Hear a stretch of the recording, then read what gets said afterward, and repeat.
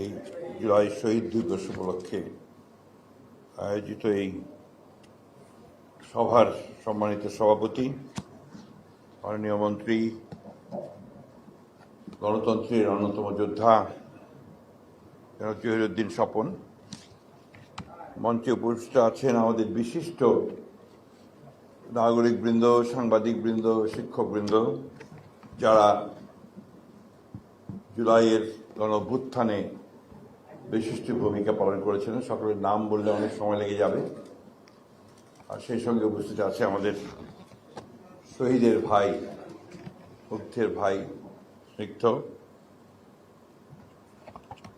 সুধীবৃন্দ, আসসালামু আলাইকুম। আসলে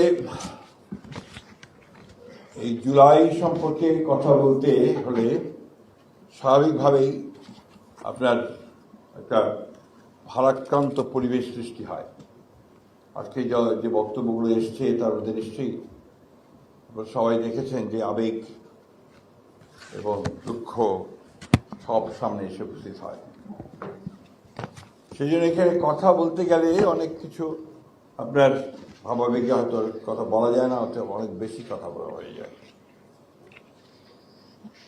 আমার কাছে যেটা মনে হয় যে মূল বিষয়টা হচ্ছে যে আমরা পরিবর্তন চাই। আমি যখন একদম ছোট ছিলাম, প্রাইমারি স্কুলে পড়তাম, তখন আমাদের বাসা মফস্বল শহরে ঠাকুরগাঁও। আমার বাবা আবার তখন মুসলিম লীগের নেতা ছিলেন।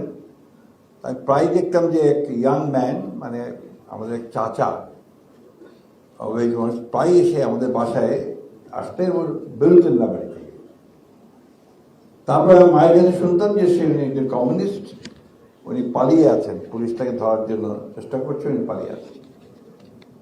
আজকে এখানে অনেকে আছেন যারা তার নাম জানেন, নুরুল হুদা কাদের বক্স, ছোটি ভাই বলেন ওনারা। এই ছোটবেলাতেই উনি আমাদের বলতেন, যখন আমরা ছোট, তার সঙ্গে কথা বলতাম, বসতাম, গল্প শোনাতেন। তিনি বলতেন, তার কথার মধ্যে যেটা বেরিয়ে আসতো মূল কথা, যে সমাজটাকে পাল্টে দিতে হবে, পরিবর্তন করে দিতে হবে। তখন থেকে ওই কথাটা মাথার মধ্যে গেছে যে সমাজের পরিবর্তন চাই। পরিবর্তন কিন্তু এটা আপনার বৈজ্ঞানিক ব্যাপার এবং চলমান ব্যাপার, পরিবর্তন হতেই হবে, হবেই। কিন্তু সেটাকে একেবারে অত্যন্ত নিয়মের মধ্য দিয়ে, শৃঙ্খলার মধ্য দিয়ে, একটা আন্দোলনের মধ্য দিয়ে, যুদ্ধের মধ্য দিয়ে পরিবর্তন করা, এটা ছিল একটা ভিন্ন ব্যাপার। আমাদের দেশে আমরা 1952 সালে, তারও আগের কথা বলি, 47-এ একটা ভাগ হয়ে গেছে, পার্টিশন হয়ে গেছে। সেটাও কিন্তু হয়েছিল বহু আন্দোলনের পক্ষে, পরিপ্রেক্ষিতে বহু আন্দোলন, প্রাণ বহু গেছে। তিতুমির, আপনার ক্ষুদিরাম, প্রীতিলতা বদ্দার থেকে শুরু করে বহু মানুষ প্রাণ দিয়েছে, বহু আন্দোলন হয়েছে, পরিবর্তন এসছে, একটা দেশ তৈরি হয়েছে নতুন, ভাগ হয়ে পাকিস্তান হয়েছে, ভারত হয়েছে। সেই পাকিস্তান যারা আন্দোলন করেছিল তারাই কিন্তু একসময় আবার আন্দোলন শুরু করলো, যে আমরা সবাই সেটা জানি যে এই পাকিস্তান যে শাসক গোষ্ঠী, এরা আমাদের এই অঞ্চলের মানুষদের বঞ্চিত করছে এবং তারা আমাদের যে আকাঙ্ক্ষা সেটা পূরণ করতে পারছে না। মৌলানা আব্দুল হামিদ খান ভাসানী, শেরে বাংলা, ফজলুল হক, শেখ মুজিবুর রহমান সারওয়ার্দী, এরা সবাই কিন্তু এই আন্দোলনের নেতৃত্ব দিয়েছে। এবং এটারই ধারাবাহিকতায় পরবর্তীকালে 1971 সালে দেশ স্বাধীন হয়েছে, যুদ্ধ হয়েছে, আমরা একটা স্বাধীন দেশও পেয়েছি। দুর্ভাগ্য আমাদের তখন থেকেই আবার সেই একই গান গাইতে হয়েছে, পরিবর্তন চাই, পরিবর্তন করতে হবে। দুর্ভাগ্য এটা। আমরা 52 বছর, 55 বছর হয়ে গেছে। চীনের স্বাধীনতাও প্রায় একই কাছাকাছি সময়, কাছের দেশ সিঙ্গাপুর, তারও প্রায় একই সময়। তারা অর্থনৈতিক উন্নয়ন, জীবন জীবিকার মানে কোথায় চলে গেছে, আমরা এখন এখানে পড়ে আছি। এবং সবচেয়ে উল্লেখযোগ্য ব্যাপার যে যখনই কোনো পরিবর্তনের কথা বলতে হয়েছে, তখন প্রাণ দিতে হয়েছে। ভাষা আন্দোলন থেকে শুরু করে একদম এই 24শে জুলাই পর্যন্ত আমরা যারা ক্ষমতায় যাই, নির্বাচনের মধ্য দিয়ে কোনো রাজি হয়ে পড়ুন, কিছুদিন পরে বোধহয় আমাদের কেমিস্ট্রি কাজ করে। এটা আমার কাছে মনে হয় একটা রসায়ন কাজ করে যে আমি ক্ষমতায় আছি। আমি চোখে বলি যে চেয়ারটা, ওই চেয়ারটাকে আলাদা একটা কেমিস্ট্রি আছে। সেই কেমিস্ট্রিটা হচ্ছে যে ওই আপনাকে ভিন্নভাবে চিন্তা করতে শুরু করে দেয়। এটা পরিবর্তন চেয়েছে ছেলেরা। আমি যখন আমরা আন্দোলন করছি ফ্যাসিবাদের বিরুদ্ধে, গণতন্ত্রকে আপনার রেস্টোরেশনের জন্য, পুনরুদ্ধারের জন্য, আওয়ামী লীগের বিরুদ্ধে সমস্ত রাজনৈতিক দলগুলো মিলে আমরা অনেক সভা করেছি, বড় বড় সমাবেশ করেছি, আপনার মহাসমাবেশ করেছি সব জায়গাগুলোতে। একটা কথাই তখন মনে হতো, বলতাম, সেটা জোরে এসে বলতাম, তরুণদের দেখতে পাই না। আমি সে কথা খুব জোরে সোরে বলেছি যে কোথায় আমার সেই সব তরুণেরা, যুবকেরা যারা পরিবর্তন আনবে। তরুণ যুবকের তো পরিবর্তন হয় না। এবং নজরুলের সেই কথাও, কবিতাও বলতাম, কে আছো জোয়ান হও আগুয়ান, হাকিছে ভবিষ্যৎ। কিন্তু দেখুন কি অলৌকিক ভাবে এই জুলাইয়ে, 24শে জুলাইয়ে সেই তরুণরা নেমে আসলো। এবং নেমে আসলো, প্রথমে এসছে আপনার তাদের দাবিতে, নিজস্ব দাবিতে। পরবর্তীকালে সেই দাবি পরিণত হল পরিবর্তনের দাবি। এবং খুব পরিষ্কারভাবে সেই এই আন্দোলনের যে হটাও হাসিনা, বাঁচাও দেশ, এবং আজীবন দিয়ে হয়ে গেল। অনেক প্রাণ গেছে, আমাদের সন্তানেরা, আমাদের ছেলেরা, মুগ্ধ স্নিগ্ধের আপন যে আমাদের ভাই, সে প্রতি মুহূর্তে তার মনে পড়বে যে আমার ভাইটা চলে গেছে। আমরা যে ছবিটা দেখলাম, যে মা এখনো ভুলতে পারছে না, তার ছেলে বোধহয় ভাবছে যে এখনো চলে আসলো, ছেলে তো গেছে চলে। সেদিন পার্লামেন্টে একজন মহিলা এমপি, নারী এমপি, তার সন্তানকে তিনি হারিয়েছেন। তিনি কথা বলছেন যে আই লস্ট মাই সন। অনেক মূল্য দিতে হয়েছে, বহু মূল্য। এখন আমরা যদি এই মূল্য দেওয়াটাকে ধারণ করতে না পারি, সেটাকে সামনে রেখে যদি আমরা আপনার পরিবর্তনের চেষ্টা না করতে পারি, তাহলে তো আপনার এই মায়ের এই অশ্রুধারা, বীরের এই রক্তস্রোত এমনি এমনি হারিয়ে যাবে। কথাগুলো বলছি অনেক কষ্টে। আমার এই 4-5 মাসের মন্ত্রিত্বের অভিজ্ঞতা আপনাদেরকে বলা দরকার। আমি দেখছি যে কিছুই বদলায়নি। একইভাবে আপনার যারা ঘুষ খেত, তারা ঘুষ খাওয়ার বন্দি বিক্রি করছে। একইভাবে যারা আটকে দিত ভালো একটা কাজকে আটকে দিচ্ছে। একইভাবে ওই যে আমি বললাম যে আপনার ভোল পাল্টাচ্ছে, পাল্টে দিয়ে চলে আসছে। এখন আপনার দেহে বিকাম হরিয়ার দিন দা পো, ওরাই এখন অনেক বেশি আপনার জুলাই যোদ্ধা হয়ে গেছে। এই কথাগুলো আক্ষেপে বলছি এই জন্য যে আমার বয়স অনেক। আমি তো সত্যিকার অর্থে এবার পরিবর্তনটা দেখতে চেয়েছিলাম, যে এখন পর্যন্ত সেটা আমি দেখছি না আমাদের মধ্যে। কিন্তু আশাবাদী হয়ে এই কারণেই আমি পরিবর্তন দেখছি একজন মানুষের মধ্যে, সেটা তারেক রহমান সাহেব। তিনি চেষ্টা করছেন, তিনি নতুন নতুন নজির স্থাপন করছেন, এবং সেই নজিরকে যদি আমরা সামনে নিয়ে যাই সবাই মিলে, তাহলে আমার মনে হয় যে হয়তো পরিবর্তনটা হবে। We must all give him support. সবাই মিলে তাকে সমর্থন দেওয়া দরকার।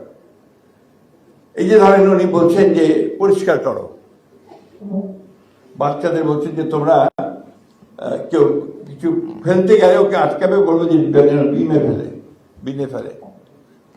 কর্পোরেশন, সিটি কর্পোরেশনকে বলছেন যে তোমরা পরিষ্কার করো, কিন্তু হচ্ছে যতক্ষণ উনি থাকছেন বা কেউ থাকছে, তারপরে আবার সেই দিকে থেকে হয়ে যাচ্ছে। এই যে মন মানসিকতার পরিবর্তনের তা আনতে হবে, সকলকে আনতে হবে।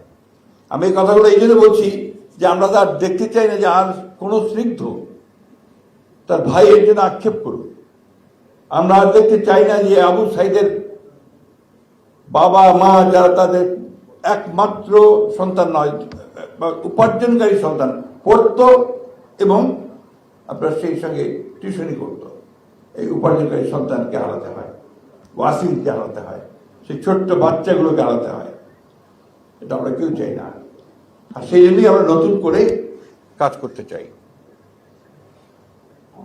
আপনাদের এই ভয়ঙ্কর জিনিস আছে এখানে, দেখি টিস্যুটা দেন তো।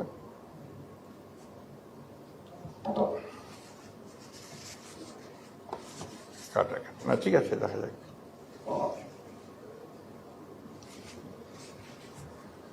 এই জিনিসগুলো আমি কথাগুলো এই জন্য বলছি, যেখানে আপনারা যারা আছেন সবাই অত্যন্ত সচেতন, উচ্চশিক্ষিত, শিক্ষিত মানুষ। পরিবর্তনটা আমাদের মধ্যে আনতে হবে। এই পরিবর্তন যদি আমরা আনতে চাই, আনতে পারি, তাহলে আমরা এই জুলাই আন্দোলন, জুলাই বিপ্লব, এগুলো আপনার সফল একটা পরিণতি দেখতে পাব। আমরা দেখতে চাই, আসলেও চাই। আমি মনে করি যে বাংলাদেশের মানুষ অনেক বেশি আপনার পরিশ্রমী, ত্যাগী, কাজ করতে পারে এবং পরিবর্তন আনতে চায়। এটা যদি সঠিকভাবে আমরা এগিয়ে নিয়ে যেতে পারি, যে যেখানে আছি সেখানে যদি আমাদের কাজটা আমরা ঠিকমতো করতে পারি, তাহলে নিশ্চয়ই আমরা সফল হব। আমি অত্যন্ত আশাবাদী যে আমাদের তরুণ নেতা জনাব তারেক রহমান, তিনি অত্যন্ত দৃঢ়তার সঙ্গে, অত্যন্ত সমস্ত আবেগগুলোকে ধারণ করে তিনি কাজ করে চলেছেন এবং প্রতি মুহূর্তেই তিনি চেষ্টা করছেন যে দেশের পরিবর্তন কীভাবে আনা যায়। আমার মনে পড়ে 5ই আগস্টে সব কিছুর ঘটনার পরে আপনার রাতে আমি গিয়েছিলাম আপনার হাসপাতালে, ম্যাডাম ছিলেন তখন এভার কেয়ার হাসপাতালে।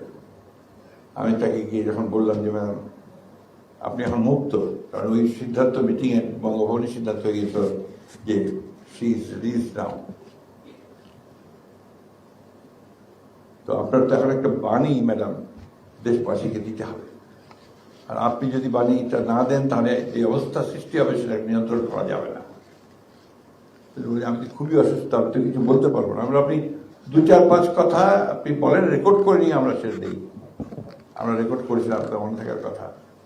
আমরা ওইখানে ছোট্ট একটা ড্রাফট করে তাকে দিয়ে আমরা তার ওই রোগশয্যায় বসে তিনি ওই বলেছিলেন যে আমরা একটা বড় বিজয় অর্জন করেছি, ফ্যাসিস্টরা চলে গেছে, কিন্তু আমি আপনাদের কাছে অনুরোধ করব যে প্রতিশোধ নয়, প্রতিহিংসা নয়, আসুন আমরা সবাই ঐক্যবদ্ধ হয়ে ভালোবাসার সঙ্গে দেশটাকে গড়ে তুলি। আপনাদের মনে থাকার কথা, মানে কথাটা এইরকমই প্রায়। এই মহিষী মহিলা, তার কথা যদি আজকে আমি না বলি, আমরা জুলাই যুদ্ধের অনেকের কথা বলছি, কিন্তু এই মহিলা তার সারাটা জীবন গণতন্ত্রের জন্য লড়াই করেছেন, সারা জীবন। যখন থেকে তিনি রাজনীতিতে এসছেন তখন থেকে তিনি এই গণতন্ত্রের জন্যই লড়াই করেছেন। ক্ষমতায় থেকেছেন তখনও, যখন বিরোধী ছিলেন, বিরোধী ছিলেন তখন। আমি তাকে বলতাম যে প্রথম নারী মুক্তিযোদ্ধা। এটা অনেকে ক্ষিপ্ত হতে আমার উপরে, বিশেষ করে আপনার আওয়ামী বুদ্ধিজীবীরা। আসলে তো নারী মুক্তিযোদ্ধা ছিলেন তিনি প্রথম, কারণ ওই 1971 সালের ওই 26শে মার্চে যখন শহীদ প্রেসিডেন্ট জিয়াউর রহমান বিদ্রোহ ঘোষণা করে চলে যান ওই আপনার পোর্টে এসে বিদ্রোহ ঘোষণা, তখন তিনি কিন্তু তার কাছে এসেছিল সমস্ত বাঙালি সৈনিকেরা যে আমাদের অস্ত্র সমর্পণ করতে বলছে, আমরা কি করব। তিনি বলেছেন যে তোমাদের নেতার নির্দেশ না পাওয়া পর্যন্ত, কমান্ডারের নির্দেশ না পাওয়া পর্যন্ত তোমরা কোনো অস্ত্র সমর্পণ করবে না। তখন থেকে শুরু হয়েছিল তার সেই যাত্রা। তারপরে আপনারা জানেন যে উনি সেই দীর্ঘ 9 মাস মধ্যে প্রায় 7-8 মাসে তিনি কারাগারে ছিলেন পাকিস্তান সেনাবাহিনী। কখনো আপোষ করেননি, শেষ মুহূর্ত পর্যন্ত তিনি আপোষ করেননি, যার ফলে কারাবাস করেছেন। 5ই আগস্টেই তিনি প্রথম মুক্ত হয়েছেন। তাকে আজকে শ্রদ্ধার সঙ্গে স্মরণ করছি সমস্ত জুলাই শহীদদের, জুলাই যোদ্ধাদের, আহতদের, যারা এখনো প্রায় 30,000 কেউ চোখ হারিয়েছে, কেউ হাত হারিয়েছে, কেউ পা হারিয়েছে। মাঝে মাঝে মনে হয় যে কেন এরা এই পাহাড় কেন তারা এইভাবে আসলো। তো আমার এক বন্ধু আমাকে বলছিলেন যে একটা জিনিস মনে রাখবেন, এই ইয়াংদের মধ্যে, তরুণদের মধ্যে ভেতরে কিন্তু দেশটা সবসময় টিকে আছে,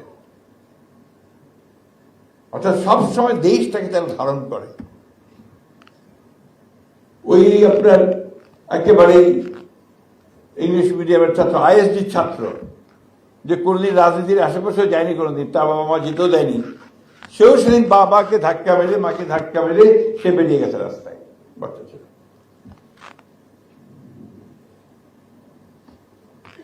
কষ্ট হয়।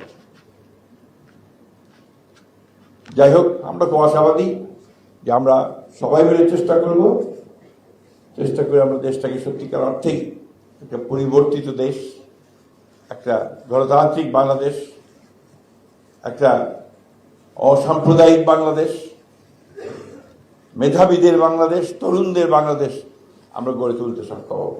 এই হোক আজকে আমাদের, তাদের প্রতি শ্রদ্ধা জানাতে হলে এটাই হওয়া উচিত আমাদের আজকে শ্রদ্ধা, শপথ। আপনাদের সকলকে অনেক ধন্যবাদ। আসসালামু আলাইকুম।